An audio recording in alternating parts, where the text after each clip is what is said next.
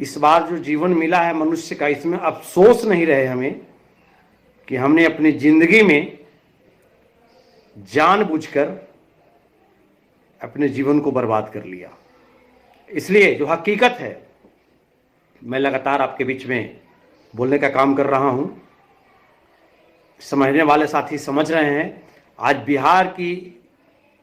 बिहार के सभी जिलों से लगातार शिक्षक साथी जुड़ते जा रहे हैं, संपर्क में आते जा रहे हैं।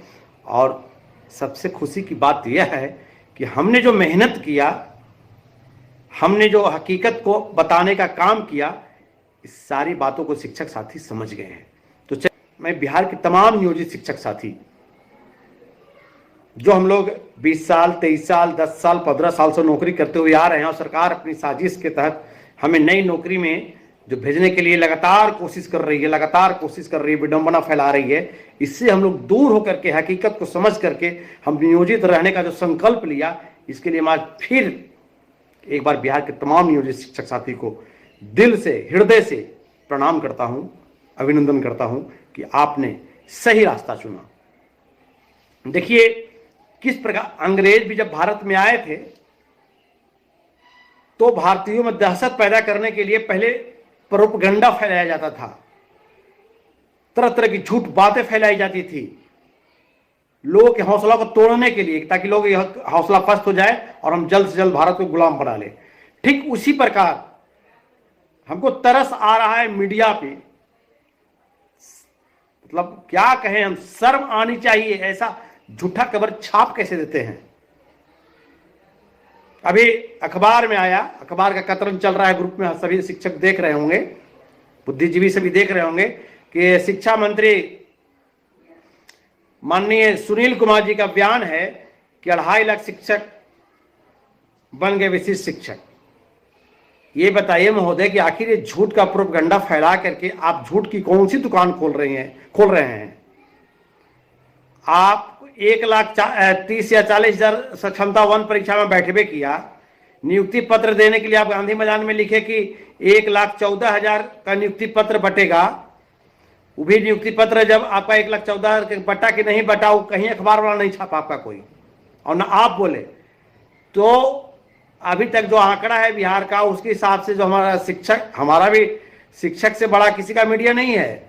आपका जो आंकड़ा है उसके हिसाब से लगभग योगदान किया है बिहार में, मुश्किल से मुश्किल समझते हैं हम कि 55 से लेकर के 60,000 के बीच में शिक्षक ज्वाइन कर लिया। आपके इस अंगुल में फंसा तो फिर 2.5 लाख शिक्षक कहां से आपके विशिष्ट शिक्षक बन गए महोदय?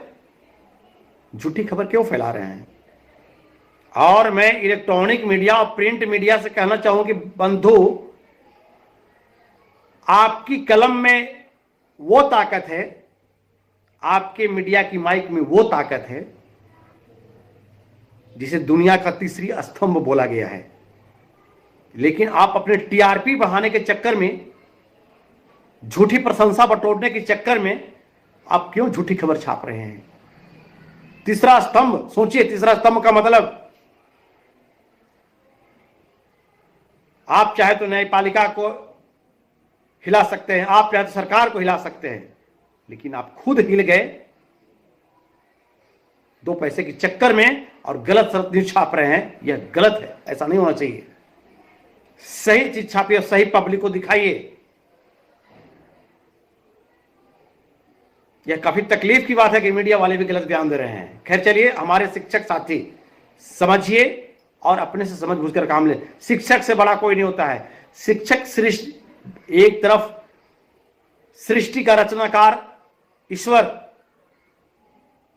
सृष्टि का रचने वाले ईश्वर भगवान खुदा जो भी है, सब कुछ है, और दूसरी तरफ सृष्टि का जो सृजनहार जिन्होंने सृष्टि को रचा,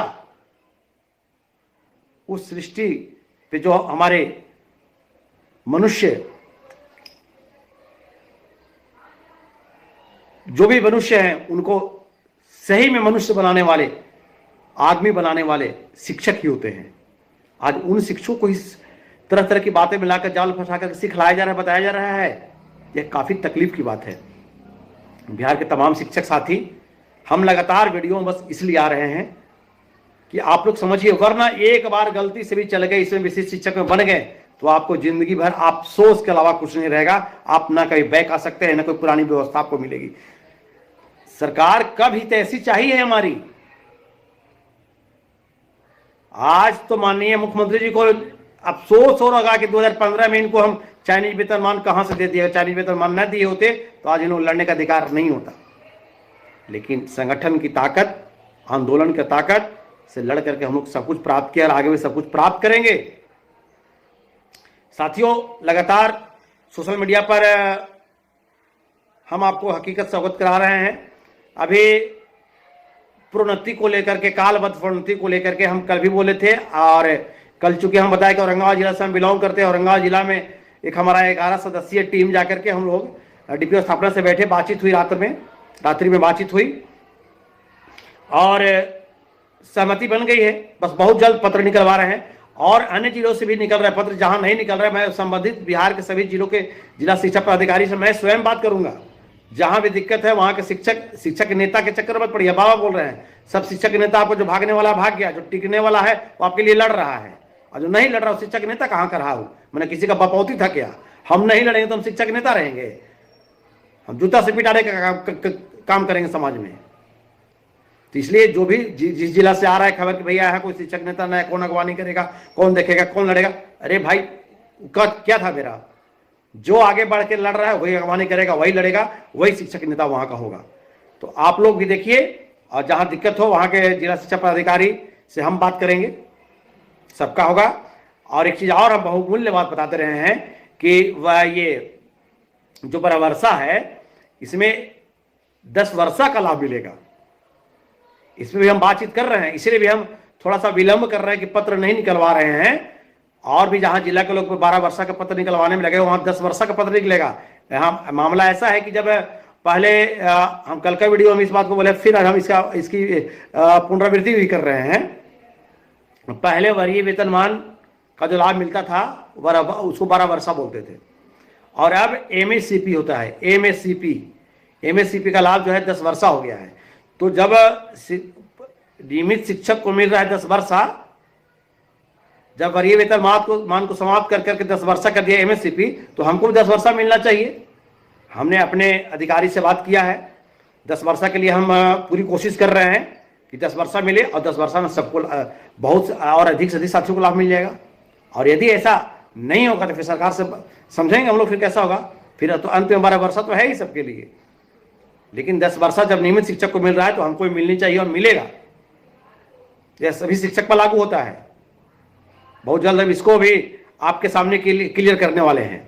और तमाम साथी जो हमारे कमेंट बॉक्स में आके बोल रहे हैं कि भैया हम अपने स्कूल से अकेले बच गए हैं, हमारा क्या होगा, तो हमको हमारे फलाने साथी बोल रहा है तुम दे दो सक्षमता। ये सब चक्कर में नहीं पड़े। जो सक्षमता दे दिया, विशिष्ट में चला गया है, वह तो अब खुद टेंशन में है।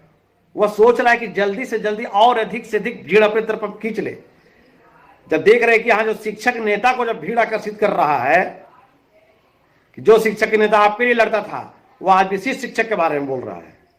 आपको छोड़ दिया कि नियोजित कहाँ गया, नियोजित चला गया बाढ़ में।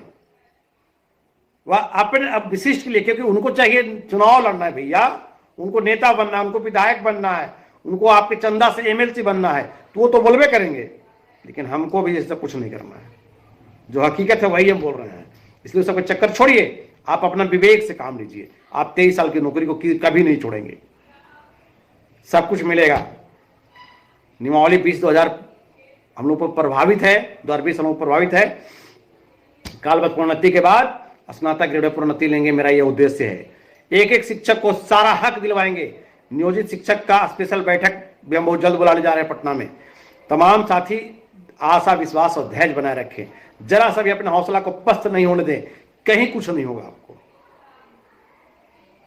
हम कमेंट बॉक्स में आप आइए, अपने विचार को रखिए, अपने सुझाव को रखिए, बताइए। अगर हमसे कहीं बोलने में त्रुटि हो रही है तो आप रास्ता बताइए, हम और उस बात को अच्छी तरह से आपके बीच में डिटेल्स में रखेंगे। लेकिन इतना हम विश्वास दिलाते हैं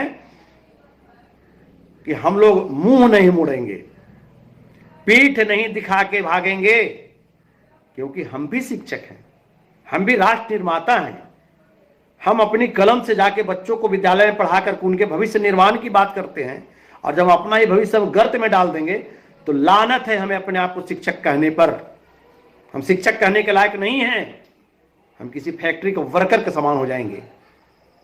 और दूसरी बात कि शिक्षक ऐसे फैक्ट्री का वर्कर है जहां पे प्लास्टिक की बाल्टी नहीं बनती है, जहां पे लोहे का हथौड़ा नहीं बनता है।